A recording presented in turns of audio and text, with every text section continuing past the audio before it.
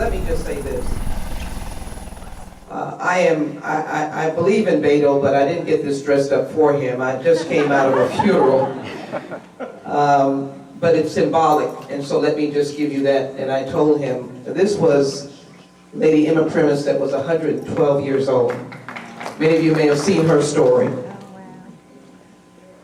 But the 19th Amendment came, and as an African-American woman, she voted first in 1924, paying poll tax.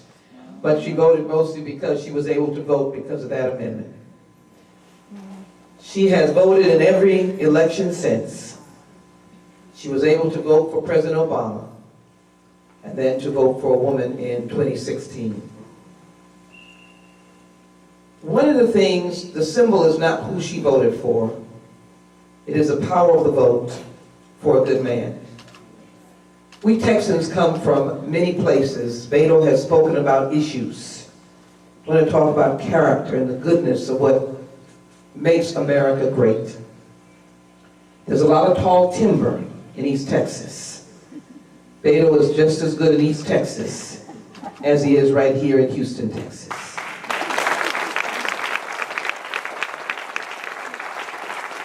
You go west, and El Paso has its own color and description, but you would think that it's heading toward that California understanding of the climate and all that some people would call progressive. But in the mix is West Texas and Dallas and Fort Worth, the place I love, the Valley, a whole mixture of people. And what you're looking at is a candidate that for a time such as this, as Lady Emma would say, this is the person. This is the person.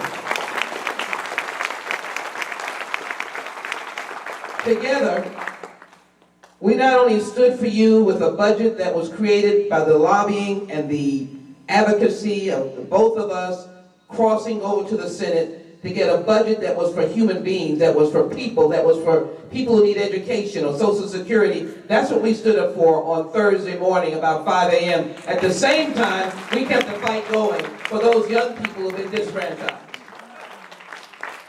That is an individual who can come to an issue and look at it in both ways and relate to people who agree and disagree. So what do we need to do?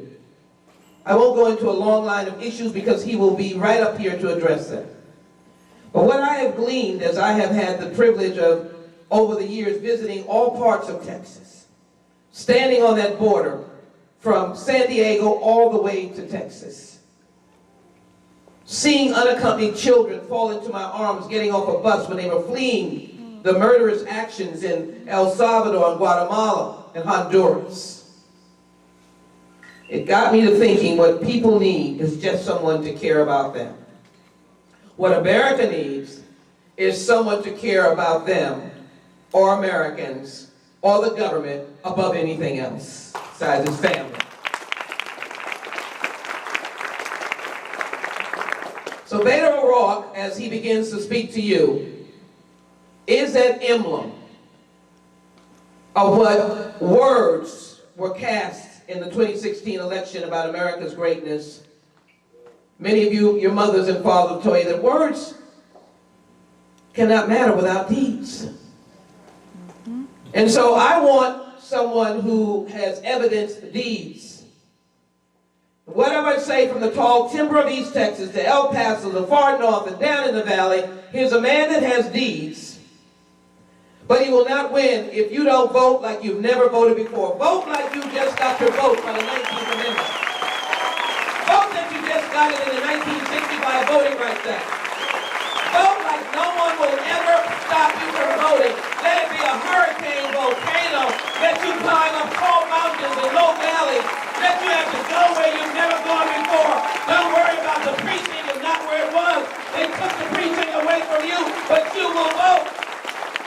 Because we can do this if you vote.